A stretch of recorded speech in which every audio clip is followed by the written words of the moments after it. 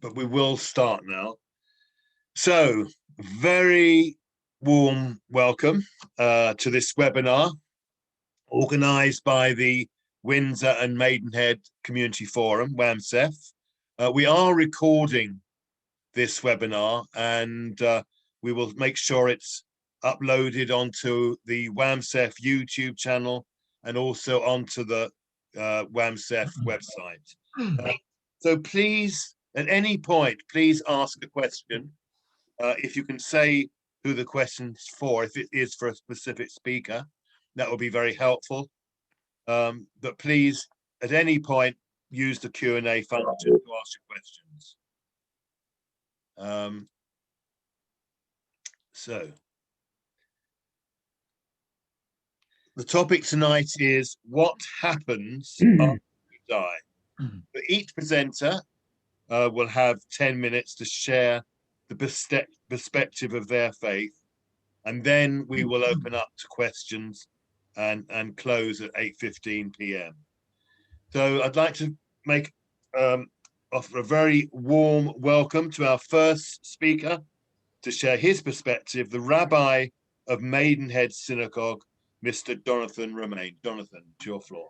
Right, hello and good evening to everybody. We have a newsletter, and every month in it there's a sort of Ask the Rabbi, and the most often asked question is to do with death, because that's one of the key points of our life that we don't know much about and which we can't control.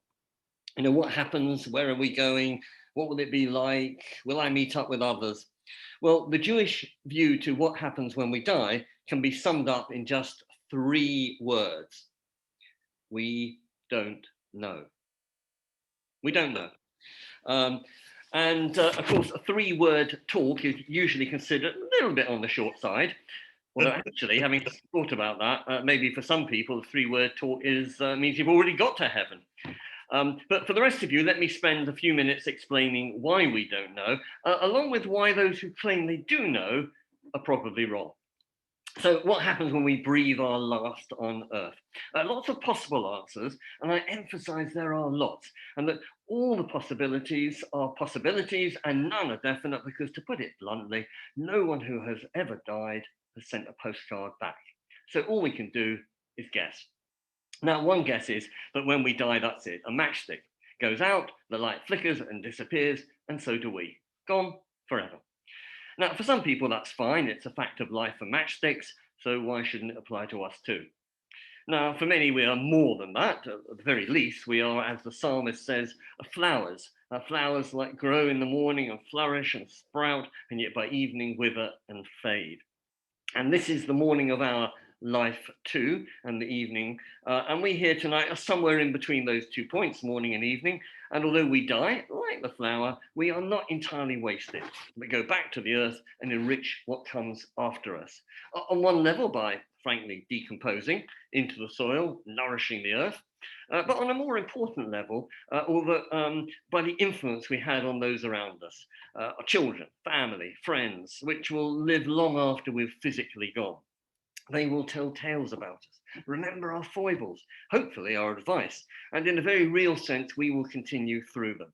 And even though, like the matchstick or the flower, we ourselves are no more. Now, a second guess is that although the body dies, there is part of us that is immortal, that actually lives on.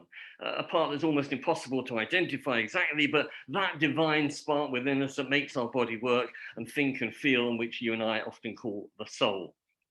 And that, according to some, flies away. Having been bound up with the body, it then separates, heads off elsewhere, carrying the essential us with it. The book of Proverbs hints at it, but nowhere does the Bible spell out the precise details of the afterlife. That's part of the problem, you see, and that's why we have so many question marks. And a very big question mark is, if that does happen, then what form does the soul take? Is it still you and me? Or does it merge in the world of the spirit, go back into the Godhead? Now, the nearest image that I personally can find is that it's a bit like a drop of rain. A drop of rain that falls down from the heavens and it hits a tree. And it trickles, that drop of rain trickles down the tree. where it has a very clear, identifiable existence. That's you and me in our individual lives. And then it slides into a puddle at the bottom of the tree. The raindrop's still there, but it's lost its individual existence. And maybe with us, there, but no longer you and me. Now, a third guest takes this a stage further and says, yes, the body dies and the soul carries on, but one day the soul will reunite with the body. Plunge into any Jewish text and you'll find it's kicked into the impossibly distant future, the Messianic age, when bodies will arise, resurrect, and we'll all come back to life again. And that's still the official doctrine of Orthodox Judaism today. Of course, it does raise certain problems, doesn't it? I mean, like, if everyone resurrects, then will there be room on earth? And once we have resurrected, then what do we do? Just sort of live forever? The other thing is, what age do we resurrect at? When we die, incontinent, unable to walk, dribbling, or at 50, or maybe at 12? Do we get to choose what's the optimum age you'd like to come back at? Now, if I sound a little bit skeptical, it's because every so-called answer carries with it as many problems as it solves and doesn't really help us much. And the fact there are so many contradictory answers as to what happens next is proof in itself that we don't know and can only speculate. I mean, there are various guesses that some of the rabbis like to make, like, what do we do in heaven? Well, we sit around and with God and study the Bible day and night. I thought you'd be impressed. All this slog on earth, and what do we end up with? Hebrew lessons.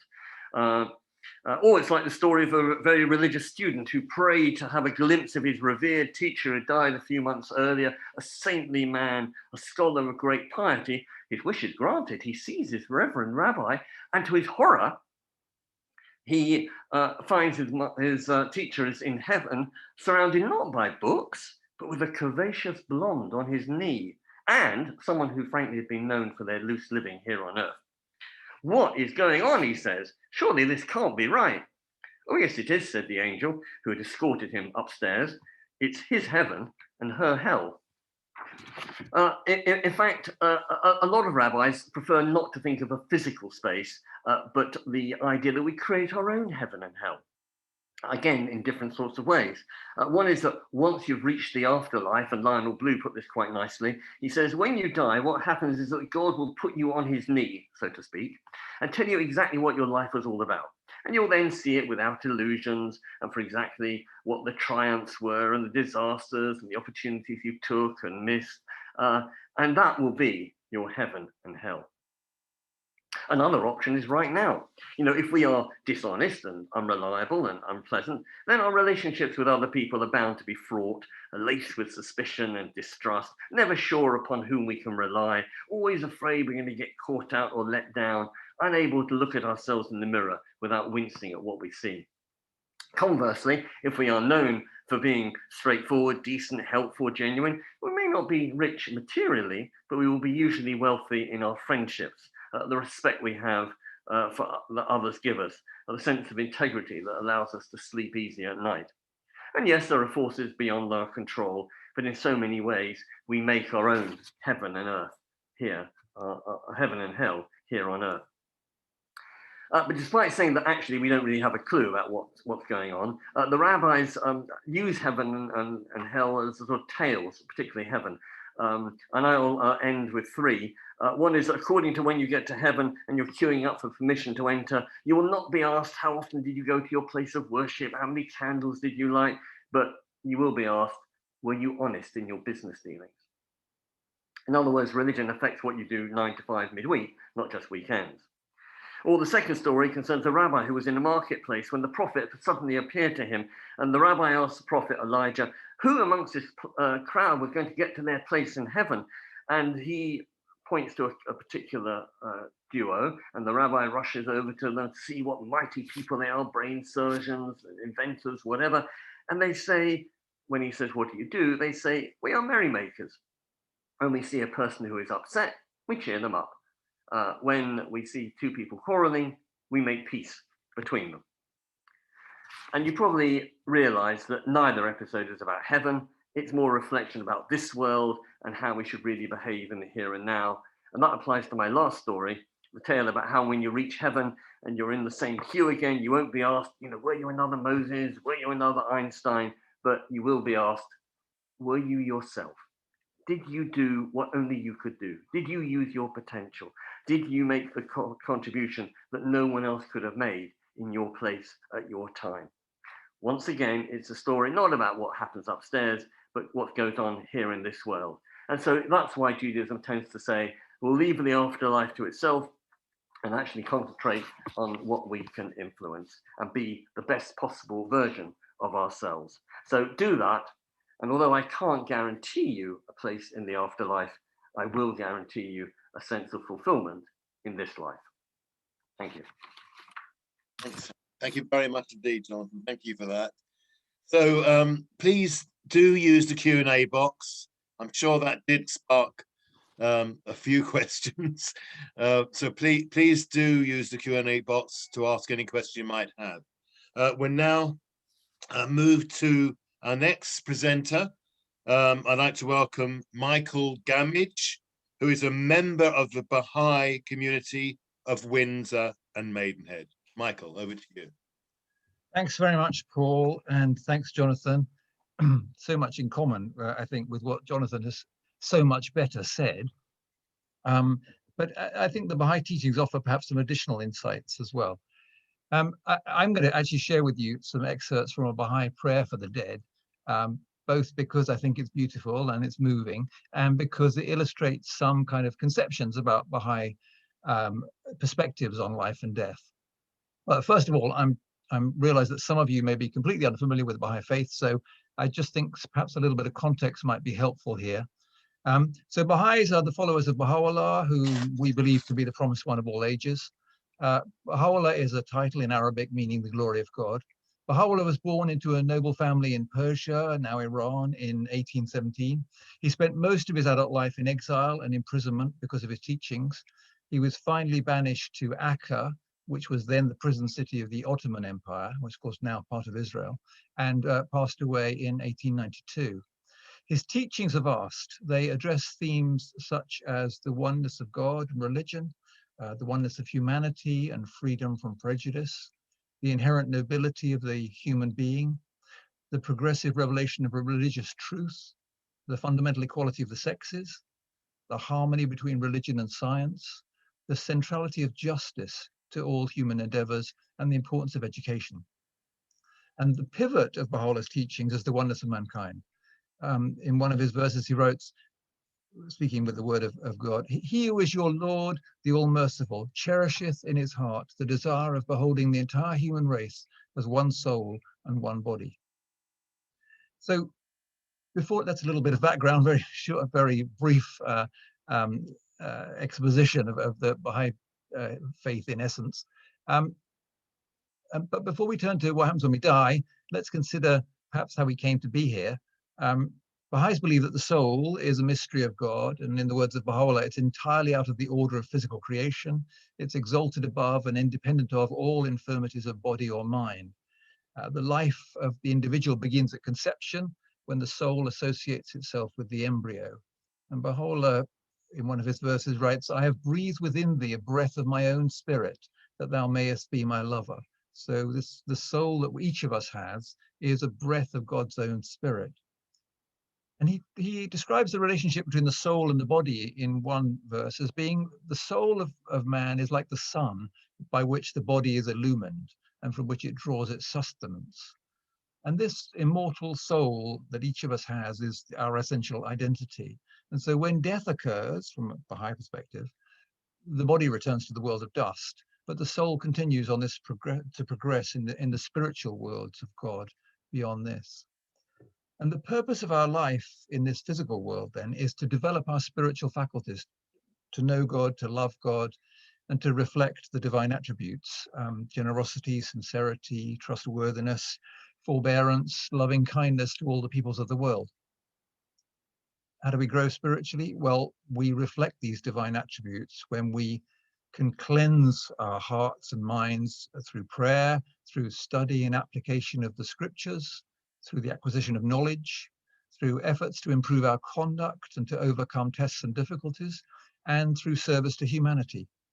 So we have this twofold purpose: to pursue our own spiritual and intellectual growth, and to contribute to the advancement of society. And after death, the soul continues this progress on this eternal journey towards perfection. Baha'u'llah wrote that it will manifest the signs of God and his attributes and will reveal his loving kindness and bounty. The world beyond, he wrote, is as different from this world as this world is different from that of the child while still in the womb of its mother. As the soul progresses eternally through the bounty of God, through the prayers of loved ones in this world, and through deeds in memory of those who've departed. So it does raise the interesting question, of course, if we're all headed for perfection, then does it really matter what we do in this world? I mean, can we all live the life of Riley? And alas, it does. Because our condition in the next world will depend in part upon our progress in this world.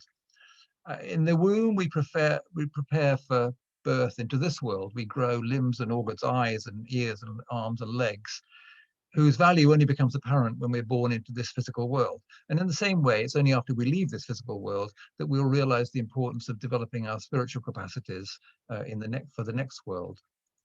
As Jonathan said, I think remarkably similarly, Baha'u'llah talks about heaven in this world and in the next world as being nearness to God, and hell as being remoteness from God, and warns us really to, in one verse, to bring thyself to account each day, ere thou art summoned to a reckoning. For death unheralded shall come upon thee, and thou shalt be called to give account for thy deeds. So we are measured. He is the judge. We are. Our deeds will need to be accounted for. But we also rely on his forgiveness and bounty. So that was a little bit of background. Let me just share with you this part of this prayer, which begins with an invocation, a very long invocation, which I'm not going to read through, but he is God, exalted is he, the Lord of loving kindness and bounty. And I should just point out, of course, that from a Baha'i perspective, God has no gender. And this prayer refers to he and him, but it could equally be to she and her, and and it's that the male and female are equal in the sight of God. It's he anyway has a long invocation, and then it begins. I'm jumping ahead. Oh Lord, I bear witness that in thy servant, this is the person who's died. So this is a prayer for someone who's departed. I bear witness that in thy servant thou hast reposed thy trust, and that is the spirit wherewith thou hast given life to the world. I ask of thee mercifully to accept from him that which he hath achieved in thy days. Grant then that he may be invested with the glory of thy good pleasure and adorned with thine acceptance. O my Lord, I myself and all created things bear witness unto thy might, and I pray thee not to turn away from thyself this spirit that hath ascended unto thee, unto thy heavenly place, thine exalted paradise and thy retreats of nearness, O thou who art the Lord of all men. And it continues, grant that thy servant may consort with thy chosen ones, thy saints and thy messengers in heavenly places, that the tongue cannot tell, nor that the pen cannot tell, nor the tongue recount. It continues, O my Lord, the poor one, the person who's passed, hath verily hastened unto the kingdom of thy wealth, the stranger unto his home within thy precincts. He that is sore athirst, to the heavenly river of thy bounty. Deprive him not, O Lord, from his share of the banquet of thy grace, and from the favor of thy bounty. And then again, just jumping forward, O my God, thy trust hath been returned unto thee. It behoveth thy grace and thy bounty that have compassed thy dominions on earth and in heaven, to vouchsafe unto thy newly welcomed one thy gifts and thy bestowals, and the fruits of the tree of thy grace. And finally, it concludes with this beautiful plea, as it were. I testify, O my Lord, that thou hast enjoined upon men to honor their guest.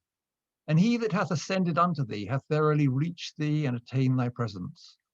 Deal with him then, according to thy grace and bounty. By thy glory I know of a certainty that thou wilt not withhold thyself from that which thou hast commanded thy servants, nor wilt thou deprive him that hath clung to the cord of thy bounty and hath ascended to the dayspring of thy wealth.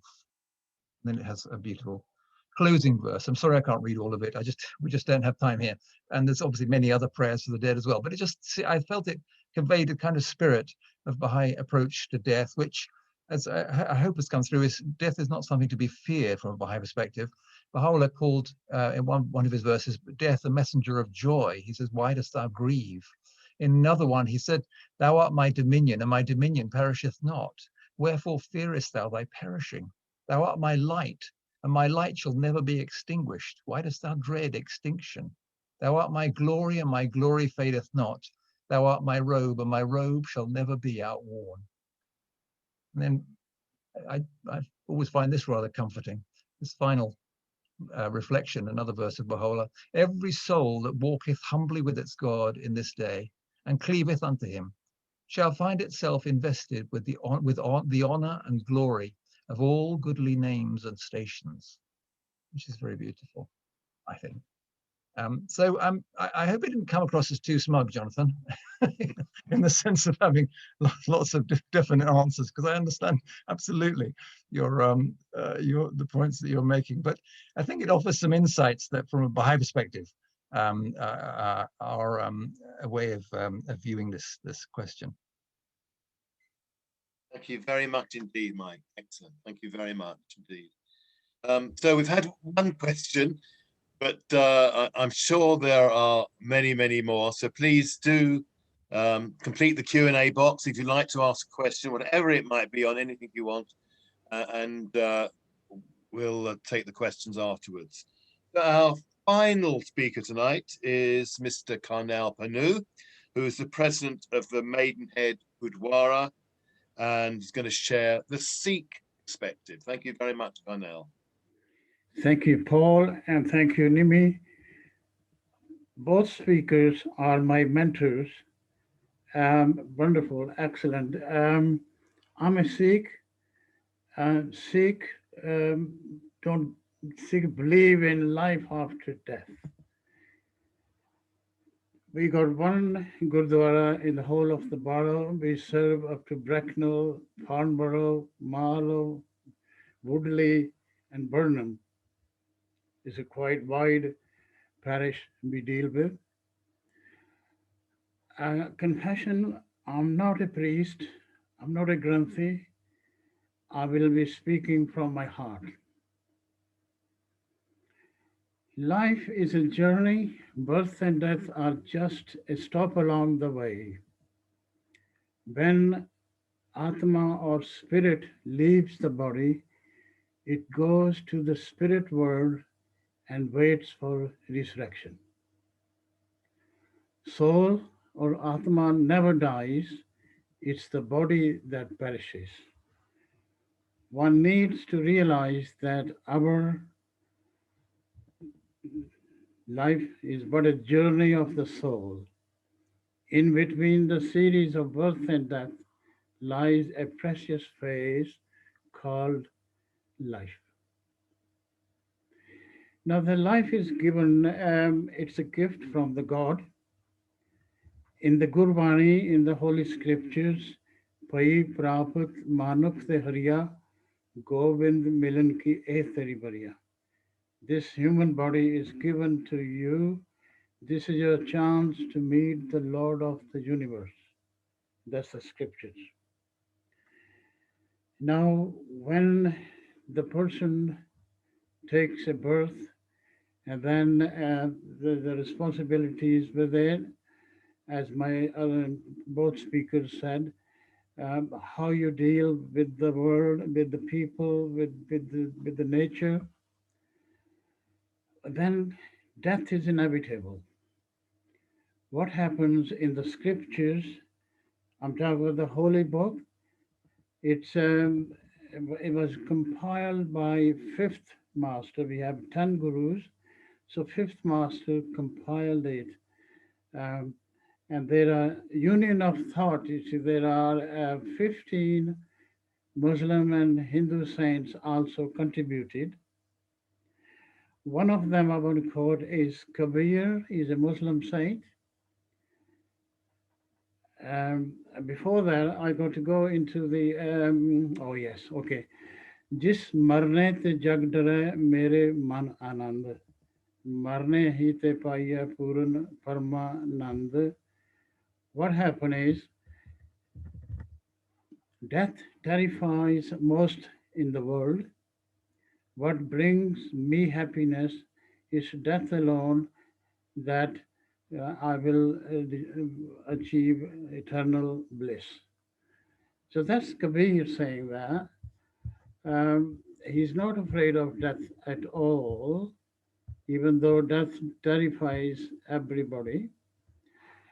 Um, it's the union or reunion with the God again. That's what he trying to tell.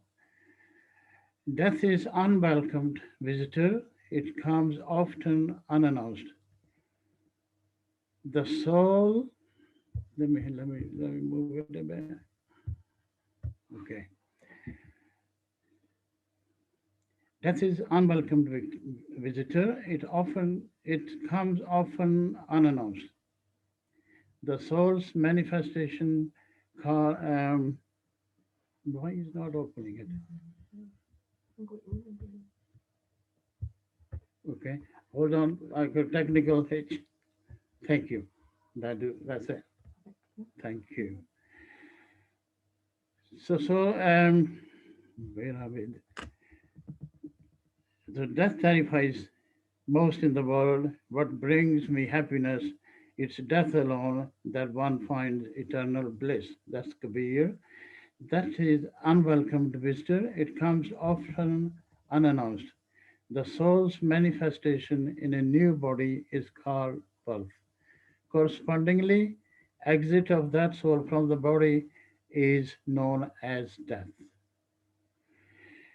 Now, ninth Guru, whose writing is also included in the holy book, um, he had 59 hymns included, and he says, Ram Gyo Ravan Gyo Jako Parval Ko Nanak Kich Thir Nahi Sapne Jo Sansar. Ram and Ravan came and gone. The whole world is like a dream. It will pass away in an instant. Understand this. Today it's not too late. Chant and vibrate the name of God, says Nanak. This is subtle wisdom of the holy saints which I proclaim to you. That's Guru Tegh Bahadur, ninth master. Now, Guru Nanak is the founder of the Sikh faith. He gave us three cardinal principles: Kird karo, Band shako, Naam japo. Earn honestly, share with others, chant and remember God. Now I'm going to quote a Hindu saint, which is interesting. He talks about life and death. अंत काल जो लक्ष्मी सिमरै ऐसी चिंता में जे मरै सर्प zone बल बल उतरै. At the very last moment, one thinks of wealth and dies in such thoughts, shall be reincarnated in the form of serpents. So he quoted many things like that. And the last bit he said is, Ant kal jo Narayan simra. ऐसी चिंता में जय मरै ओ नर मुक्त पितंबर के हृदय बसाए. At the very last moment, one who thinks of the Lord and dies in such thoughts, says Trilochan, that person shall be liberated. Lord shall abode by in his heart. As water blends with water, two streams waves merge. The light of human life doth blend with God's celestial life. Stages of life. The realm of the afterlife is called world of Bardo, which follows the initial stages, initial experience of the dissolution of five elements of physical body: space, air, fire, water, and earth. So death is the last mystery of life, is often accompanied by pain. if not physical suffering, at least by the agony of being leaving behind things we worked for and people we love. There's also the anxiety of not knowing what lies on the other side of death. When the person comes, and it's again ninth Guru, Pehla maran kabul kar, जीवन की छड़ आस, होए रेनका होए सबना की रेनका, तब आओ हमारे पास. First, accept death and give up any hope of life. Become dust of all the feet, and then may come to me. It's the salvation. If one fails to reach salvation in this life, another birth will follow. If a sick person dies in this country, the body is taken by the undertakers. And the family and friends start the reading of the Holy Book. The Holy Book contains 1430 pages. There are 5,000, more than 800 hymns in there. And the whole book is read through by the priest at the Gurdwara. The undertaker takes the body and then the family arrange the funeral. Body is cremated. It's cremated either at Slough or Bracknell or Amersham. And after the completion of the reading, which takes about 7-8 days, and the final service is held, food is shared with friends and families, final prayer is said for the departed soul. Ashes are collected.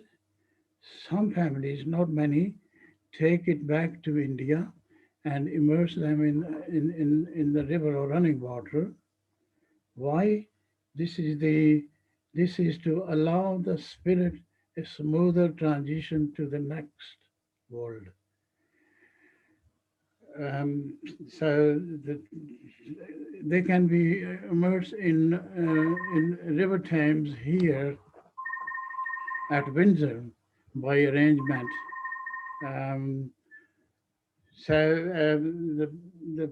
The ashes go there. It's the body that perishes, and it's the spirit never dies.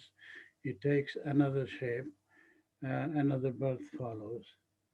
Thank you, Paul. Thank you very much indeed, Bernard. Thank you very much.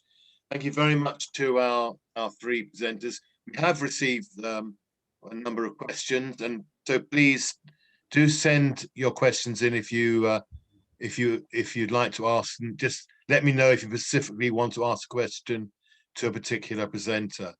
So Jonathan, I got a question here for yourself.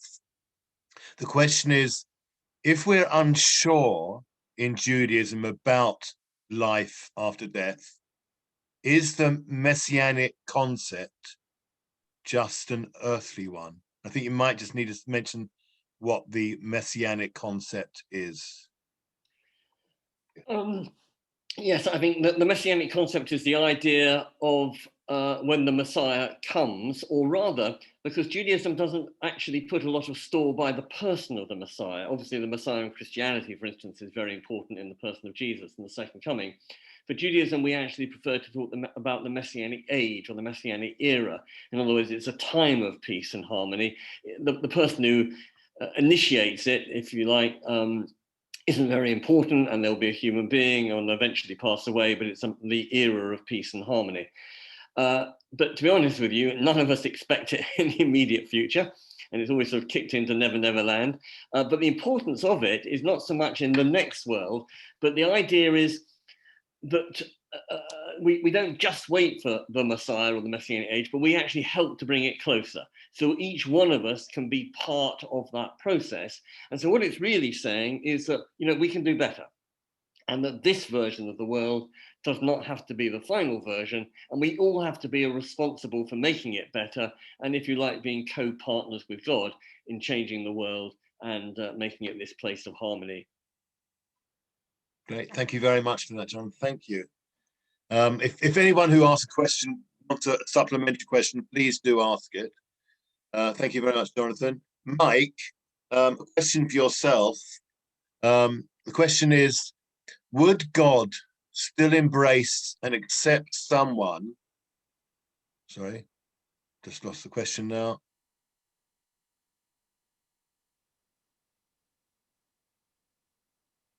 The question has disappeared, unfortunately. So let me ask you this one then. You read the prayer for the departed.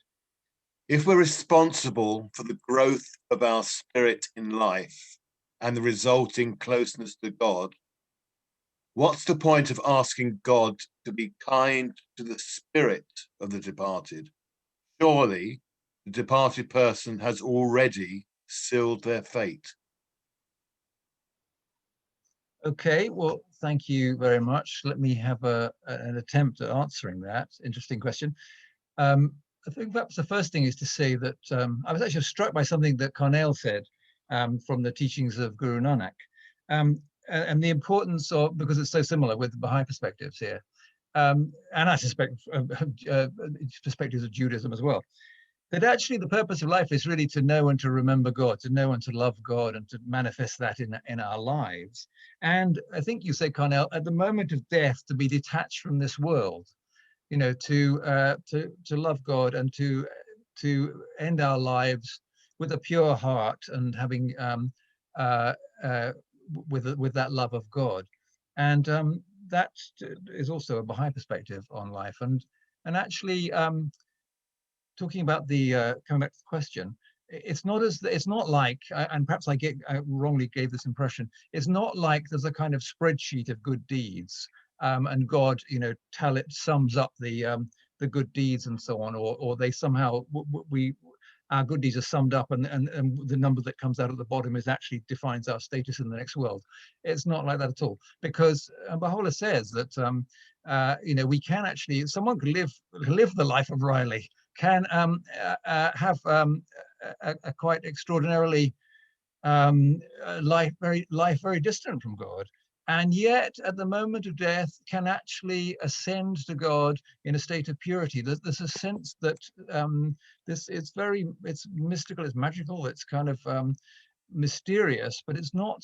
So there's this kind of, whereas someone who had done everything right for their whole lives and done wonderful things and said every prayer they should and so on, could actually at the end not have that state of detachment. So there's something very mysterious here. It's not anything, you know, credits and debits and all that kind of stuff.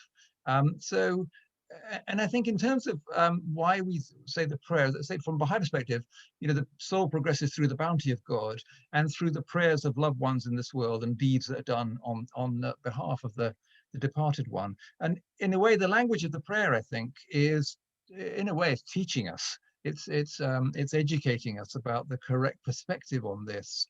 And so, and it's also consoling us as well when we've lost someone. It's a beautifully consoling prayer, and I think perhaps that's its purpose, as well as educating us about the next world and so on. Great, thank you very much. I hope that answers it. Thank you very much, Mike. Carnell, a question for yourself. You raised the topic of reincarnation. Do you give any credence to those who claim to remember previous lives? That's what I was reading about Turlochan, a Hindu saint. He's talking about many scenarios. If at the last moment you think about children, then what sort of life you will have. If you think about buildings, what life, future next life will be like that. But if you think of God at the last moment, think of Narayan at the last moment, last thoughts, then Narayan will welcome you. How the life is rewarded, it all depends. I can't say that because I'm not a priest, but it's the life is rewarded the way you spent this life here, working for people, compassion, harmony, and friendship. Um, and it's the real life. But we wander off. It's selfishness comes in, egoism comes in, and with that, we drifted away from what the God gave us. It's a gift of life. You know, the first thing I said is, this is a gift from God. वही प्राप्त मानुख दे हुरिया गोविंद मिलन की एह तेरी भरिया अबर काज तेरे कितने काम ਜਿਹੜੇ all other work, other jobs you do, they're not going to be any good to you at the last moment. So it's all good deeds that's accounted. Thank you very much, Carnell. On a similar subject, Jonathan, for yourself, the question is, I think there's a branch of Judaism that accepts reincarnation. Is that correct? You're on mute, Jonathan, you're on mute. I'm hesitant to say yes, because although there is a small group, it's like infinitesimally small, and I wouldn't want anyone to think that mainstream Judaism, whether it's Orthodox or Reform, really does. There is a small group, but it's so small it's not really worth counting as mainstream Judaism. So it's not really a substantive Jewish doctrine. And in a sense, the two comments I would have on reincarnation is, one is, if you don't actually know who you were before, which most people don't, then it's as if you've died anyway, because you haven't got a knowledge of that previous life. So, but the other thing is that Judaism doesn't say, it says very clearly, there aren't really second chances, or third, or fourth, or fifth, or sixth, and this eternal cycle. This is it. This is our main life. And therefore, there's an enormous emphasis on doing good, both in terms of fulfilling your own potential and being as happy and fulfilled as possible, but in harmony with others. So this is it. Make the best of it. Okay, thank you very much. Thank you, Jonathan. Mike, the question is, how can your religion, how can Baha'i, bring comfort to someone who is grieving? Well, thank you, Paul. I suppose perhaps the answer to that depends on how the person is grieving, why the person is grieving, in the sense that it may offer them comfort. The Baha'is believe there is, as I've said, a life after death. The progress of the soul is eternal and back to its creator. So that might be a comfort. If they believe they're in life after death, perhaps their grief is to do with simply the loss of that person, and of course that's a very raw human emotion that we all recognize, and perhaps Baha'i prayers for strength and for submission to the will of God, and might help in that sense. Sorry, I'm floundering a bit here because it's difficult to conceive, but hopefully that gives some kind of a response. Okay. Thank you very much, Mike. Carnell, why do Sikhs revere a Muslim scholar? I thought that Sikhism was connected to Hinduism, not Islam.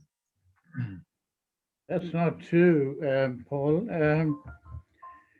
Guru Nanak traveled all over the world. He did 4 journeys, long journeys, each lasting 5 to 6 years. He visited Mecca, he visited Baghdad, he visited Afghanistan.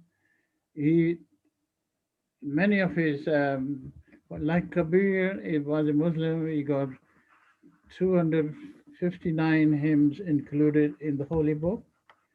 There's Sheikh Farid, Baba Farid, he got his writings in there. There are many Muslim saints' writings included in the Holy Book. And Guru Nanak was friendly with many Muslim saints of the time, and he visited many places. He visited Gaya, he visited Buddhist center, he visited Hindus. He was against the rituals which are different. He argued people. He, he succeeded in convincing those people who even left this world and left the families and went up on the hills to pray and find God. He met them. He traveled to them as well. So he was quite friendly with when he died, when he passed away, the Muslim was claiming he was our fakir, and the Hindu was claiming he's ours. Well, then his body was covered with a white sheet, and they put flowers on it. And when they discovered he's gone, they could not find him. So he loved both. He loved everybody. Thank you very much. Thank you, Carnell. Jonathan, this question is there absolutely no mention anywhere in your writings or scriptures about what happens after death? What kind of prayers are offered at funerals? Right. Yes, there are references, but to be honest, they're scattered. I mean, literally a line or two in different books of the Bible, and there's no organized sort of theology. And the other thing to say is that for us, the really important books are the first 5 books, the Torah or the Pentateuch. And there you get very little, and all you get is the phrase about, and Moses died and slept with his fathers. That's and slept with his fathers. It's almost going back to the matchstick sort of image. And, you know, that's it. Now, some may find that rather hard and brutal to accept because, in a sense, one of the things we can't accept is death, or find it hard to accept, and we always want to live on. But actually, just because we want to live on doesn't mean to say we do. You know, and as for the prayers, well, yes, if you go to a Jewish funeral, there will be prayers for the souls of the dead, but, you know, A, as I said, we don't really know what happens to them, if anything, and B, what really counts is one's own life, not the prayers that other people say for you. So there's no real concept of, you know, you can nudge God, and because we don't really have a concept of heaven and hell anyway. That's really a Christian concept. So why do we say these prayers? Well, I suppose, to be honest, it's a human reaction because it makes us feel good. You know, because the one thing we want is that person back, by and large. And that's the one thing we can't have. So we try and say prayers on their behalf, and you know, it's the least we can do. And by saying prayers for them, about them, it makes us feel better. So again, it's very Jewish in the sense it's really about us and how we cope and how we get on and what happens to us that day and the day after and the week after, rather than about what actually happens to the person and their soul. So time and time again, Jewish thinking just pushes you back. Yes, life is sad. Yes, it's rough. Yes, things happen we don't like, but here we are, and we're going to get on and we make the best of it. Right. And religion and community can be the ways to help. Thank you very much, Jonathan, for that. Mike, question for you. Would God still embrace and accept someone who has not lived a good life and has caused suffering to many people during his or her lifetime? Will this person not be punished in any way? Great question. And I think the answer is that they, as in the passage I read, Baha'u'llah calls us to call ourselves to account each day, ere thou art summoned to a reckoning, for death unheralded shall come upon thee, and thou shalt be called to give account for thy deeds. So it's clear that God is a judge, ultimately, of our lives, both while we're in this physical plane and at the moment of our death, and is aware, you know, there is absolutely no secret in the world that God is not fully aware of. So we can't hide anything from God. So I suppose clearly people are called to account, and indeed it's difficult to conceive of any circumstances under which that person would be well prepared for the next world if in fact they've spent so much of this life actually doing the thing, turning away from God and living a life of wickedness or cruelty or whatever. That said, I suppose I'm just slightly cautious, because at the end of the day, God created everyone and ultimately loves each soul, and there must be some possibility of some redemption. And so that any kind of sense of eternal damnation, I think, is missing from the Baha'i writings as I understand them, and that there is this sense of God's benevolence, God's forgiveness, ultimately after judgment, allowing us to continue to progress, perhaps in some different way, in some different station or whatever, I don't know. So that, I think, would be the small proviso I'd make. Thank you very much, Mike. Carnell, the question for you is, what is the importance of embracing all religions and gods in Sikhism when thinking about life and death? And the questioner says, I know Guru Nanak referred to the oneness of God. That is true, Paul. Guru Nanak was the founder. He was born in a Hindu family. Then he disappeared while having a dip in a river. For 3 days, they couldn't find him. He had a lifelong friend, a Muslim, who traveled with him all over the world. I'm talking about the long journeys, bringing harmony in the world. There were not many religions at that time, but there were divisions. There were kingdoms, different nepotisms, different rituals. He traveled everywhere, confronted them, and argued with them. There was no revolution in those days.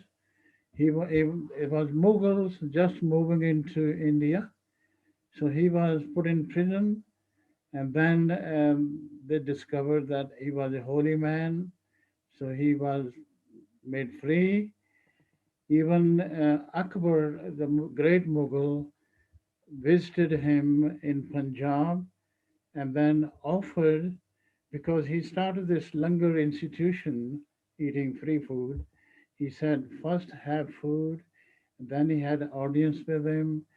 Then Akbar was very impressed, and he wanted to give a gift of land to the Guru, which he didn't accept it, but he said, this is for the third Guru's daughter. He offered 500 acres, Amritsar area, and that's where the Golden Temple is built. So he created a harmony, understanding, and love between the communities, between the faiths, between the nations. Thank you very much. Thank you, Carnell. Jonathan, quite a big question this. Have the speaker yourself accepted the premise that this world, i.e. planet Earth, is the only world? And if not, how does the rest of the universe play into this? You're on mute at the moment. Thank you. So is this world the only world? Well, I think that would be a bit arrogant to say yes, because we just know the universe and the galaxies are so vast. It's not impossible that there are other worlds. Would that affect the Bible or our idea of God? Not at all, because why, if there is a God, if there's a creative power behind the universe, then why can't that creative power have created other worlds? And why do we have to be the only ones? So frankly, it wouldn't make a jot of difference if there were other worlds. It wouldn't affect, getting up in the morning or having a cup of tea or being nice to people and, helping an old lady with her shopping rather than pushing her in front of a bus. So life would continue as as now, and all the ethical and moral commands. So makes no difference to me. You know, if a Martian knocked on my door, I'd say hello. Thank you, Jonathan. Mike, a question for yourself. What are the ceremonies that Baha'i faith do when a person passes away? Are they cremated or buried? Baha'is are buried rather than cremated, although if necessary, and obviously during COVID, for instance, there's been countries in the world where Baha'is have not been able to bury their dead and have followed the civil law and arranged cremation. So it has happened, but Baha'is are usually buried and should be buried. And in terms of ritual, there's very little ritual. There's a particular prayer for the dead, which is recited usually either at a funeral service or at the graveside. Other than that, it's up to the grieving relatives usually to decide what the program should be and how it would be arranged and so on. Great, thank you very much, Mike. Carnell, do Sikhs believe in karma and afterlife as Hindus do? Well, I think it could be similar. Sikhs believe that the spirit, the Atma, never dies. It's the body that perishes, and the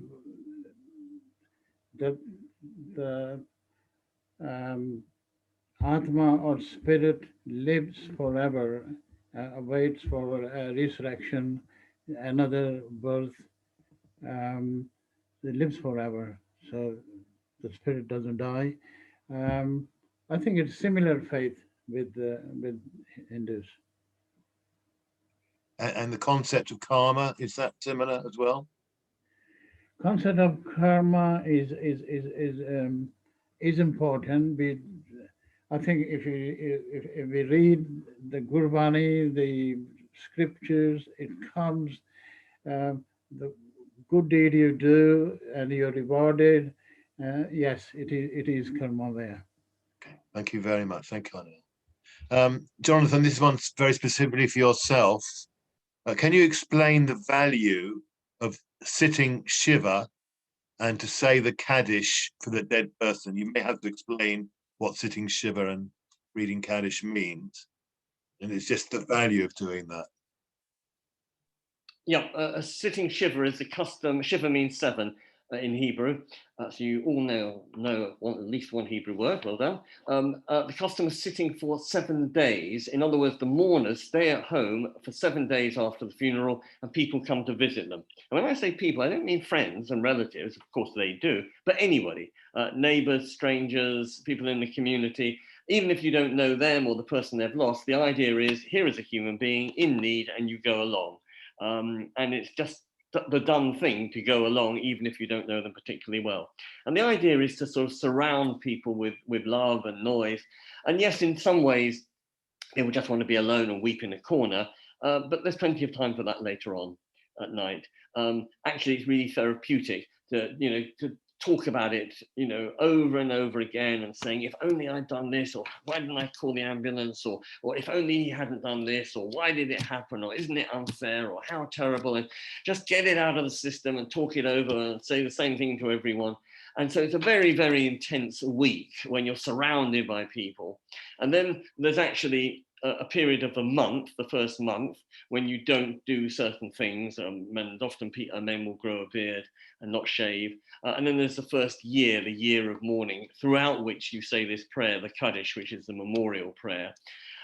So in a sense, Judaism has a very carefully structured mourning procedure: the intense week, then the month, then the year, and then an annual anniversary. So it's almost like a moving staircase, an escalator from the depths of despair going right up back into the stream of life, so that you're mourning, but you're still held. Very good. Thank you very much for that, Jonathan. Mike, is there any concept around or understanding of pets after death? Pets, as in dog and dogs, cats. Cats. Okay. well, I suppose from a Baha'i perspective, human beings are a very special part of creation.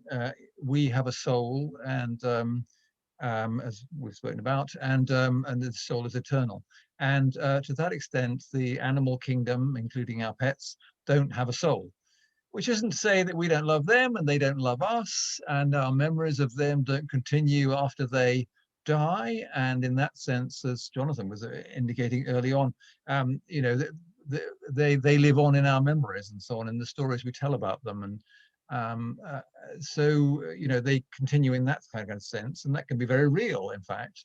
But in terms of actually seeing our pets in heaven, then I don't think, from a Baha'i perspective, that's it's the souls of human beings. Human beings have souls, and it's the soul that continues to progress rather than anything from the animal kingdom. I'm sorry. Thank you very much. Thank you. Carnell, is there I'm not sure if you covered this yet, but in Sikhism, is there a concept of punishment in the afterlife? It's not punishment, Paul. It's rewarding whatever you've done in this life. You are rewarding, you might end up, there are 84 lakhs different species or different lives. So it could be in those different lives, but this life, human life, is the supreme. That's where your thinking, your brain, or other things are given to you and can use sensibly, and you can achieve union with the Lord. Okay, great. Thank you very much. Jonathan, another specific one for Judaism. Why is a gravestone not placed on the grave of a Jewish person until some time after their death? Well, it actually varies an enormous amount from country to country. In Israel, for instance, they usually have the stone setting, putting the marker up a month after the death. In Europe, it's very often 11 months, and now there's an increasing custom to do it on the year. In other words, the exact anniversary, as a sort of almost as a marker of saying we've been through the first birthday without him, the first wedding anniversary, the first Christmas, the first New Year, all these firsts, which are horrible things to go through and quite painful. But now it's time to sort of move on. But what the question that sort of neatly illustrates is that actually there's very few laws and an awful lot of traditions. And therefore what one community does, another Jewish community does. So you can't generalize and say, all Jews do this. You have to say some Jews do this because there are different denominations within Judaism, just like there is in Christianity, Catholics, Protestants, and so forth. And different countries have different sort of traditions as well. So it's although it's bad enough learning about the different faiths, you also have to learn about the different traditions within each faith. Great, thank you very much, Jonathan. Mike, does Baha'i believe we'll be reunited with lost loved ones once we ourselves die? Yes. In this work, well, again, one of the questions that Jonathan asked, or one of the scenarios Jonathan mentioned, was this scenario in which we become the raindrop that enters the puddle or the ocean or whatever, or the extent to which we're separate in the next world. And from the Baha'i writings, my understanding is that in the next world we will. It's a world of love and spirit. It's a world without time or space, without any kind of physical dimension, obviously. And it's a world in which we will recognize other people, and which those we've loved in this world and who have loved us and so on, we will connect with, and we will be aware of, and so on. And so there is a sense of actually, and indeed, in the Baha'i writings it says that the souls who've gone on pray for us as we pray for them. So they're conscious of us, and we can be conscious of them and remember them in our prayers and so on. And so there is we retain this, from a Baha'i perspective, we retain this individual identity, this soul that we've got, may mingle with other souls and become ultimately reunited with one God. But we are, each of us has this breath of the Spirit breathed within us, and it's that fusion of us and the Spirit that makes us unique. Thank you very much, Mike. We're getting to the final questions now. Carnell, have you found that any of your personal experiences through the pandemic we're currently facing, have they weakened or strengthened the extent to which you agree with your faith on matters of life and death? Paul, it was turmoil, absolute chaos.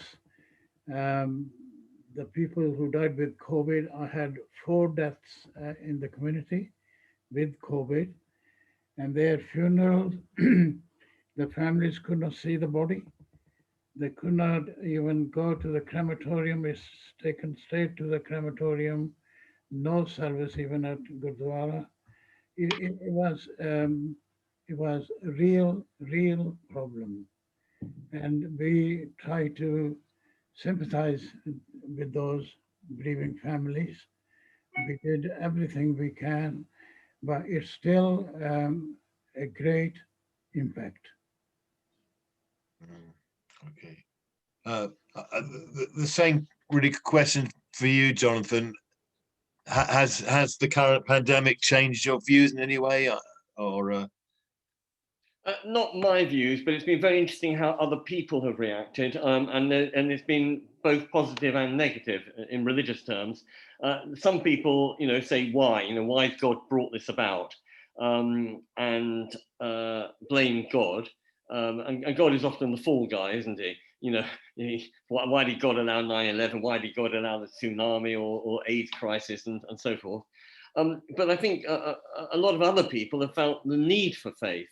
And actually attended services, be it online or Zoom or whatever. Although when I say need for faith, I'm not sure if it's need for theology and belief. It's more a need for hope and also a need for community. Although Judaism is not very good at having this map of the afterlife, whereas other faiths we've heard do, we don't have a map of the afterlife. We just say, right, blank page. We're actually pretty good at community and responding in the here and now. And for some people, that's really important, just having the warmth of human kindness. So there's just another question to follow up from that, slightly different.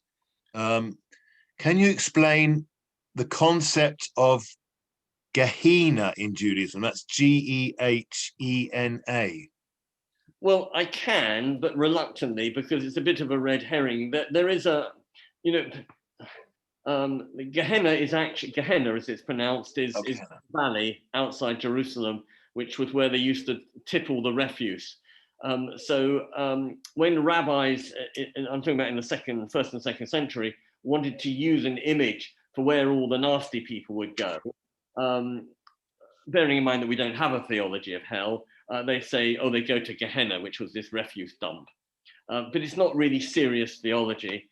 It's just an image. I will, some people will say, well, go to hell, or when hell freezes over, or I've had a hell of a time. It's just one of these sort of images one uses, but it's not part of mainstream Jewish thinking. Very much.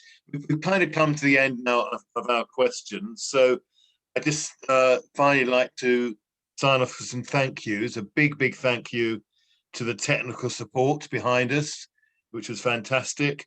To our speakers, Rabbi Jonathan Romain, thank you very much. Mike Gamage, thank you. And Mr. Carnell Panu, thank you very much for coming and sharing quite different in a way perspectives, which was quite enlightening to get that difference coming through. Thank you everybody who's been here. We've had over 70 people on the webinar. Thank you all very much for coming. The next WAMSEF webinar is Why Do Humans Suffer? That's on Tuesday, the 23rd of March. And we've got a Christian, Islam, and humanist perspective for that. The recording of this particular webinar will be, as I say, on the WAMSEF YouTube channel, and will also appear on the WAMSEF website shortly as well. So just to say thank you very much for coming along. Goodbye, stay safe and stay well. Thank you very much. Thank you. you, Paul. Thank you, Paul. Well done. And thank you, Nimi. Thank you.